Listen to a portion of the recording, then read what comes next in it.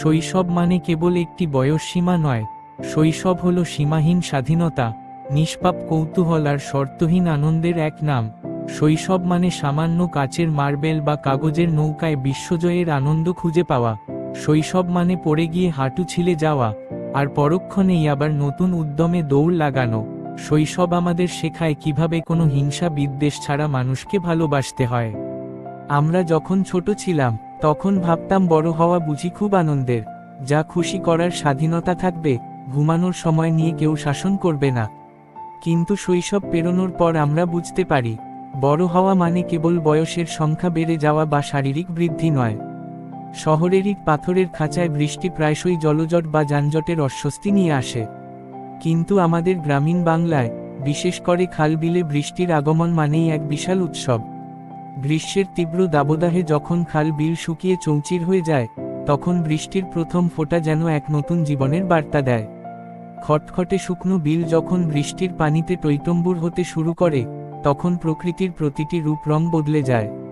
টিনের চালে বৃষ্টির রিমঝিম শব্দ আর খালের কালো পানিতে ফোঁটা ফোঁটা বৃষ্টির বুদবুদ, এই দৃশ্য যার চোখ দেখেছে সে কখনো তা ভুলতে পারবে না। কচুরিপান আর বেগুনি ফুলগুলোর ওপর যখন বৃষ্টির ফোঁটা জমে, মনে হয় প্রকৃতি যেন মুক্তোর গয়না পড়েছে। গ্রামের পাশেই চলছে উন্নত মানের বিল্ডিংয়ের কাজ, তবে আমি এমন একদল মেহনতি মানুষের কথা বলতে এখানে দাঁড়িয়েছি, যাদের ঘাম আর শ্রমে গড়ে ওঠে আমাদের থাকার ঘর, আমাদের কর্মস্থল এবং আস্ত একটি শহর। তারা আর কেউ নন, তারা আমাদের সমাজের রাজমিস্ত্রি ও নির্মাণ শ্রমিক ভাইয়েরা। এর পাশাপাশি এই গ্রামের পাশ দিয়ে এঁকেবেঁকে বয়ে চলে শান্ত নদী, আর নদীর বুকে মৃদু বাতাসে পাল তুলে ভেসে চলে কাঠবোর্ডের চিরচেনা নৌকা। শহরের ইট পাথরের ব্যস্ততা থেকে দূরে গিয়ে যখন কেউ গ্রামের নদীর ঘাটে গিয়ে দাঁড়ায়, তখন তার চোখের সামনে ভেসে ওঠে প্রকৃতির সেরা এক ক্যানভাস। একসময় গ্রামের মানুষের যাতায়াত ও পণ্য পরিবহনের প্রধান মাধ্যমই ছিল এই কাঠ আর পালের নৌকা।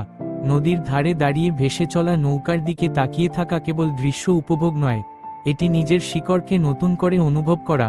গ্রামের পাশে নদীর জলে নৌকা নিয়ে ভেসে চলার যে অনুভূতি, তা আমাদের ঐতিহ্য, আমাদের পরিচয়।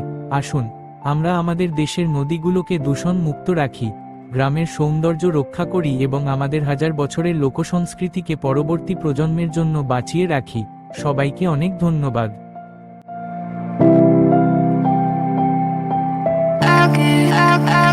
I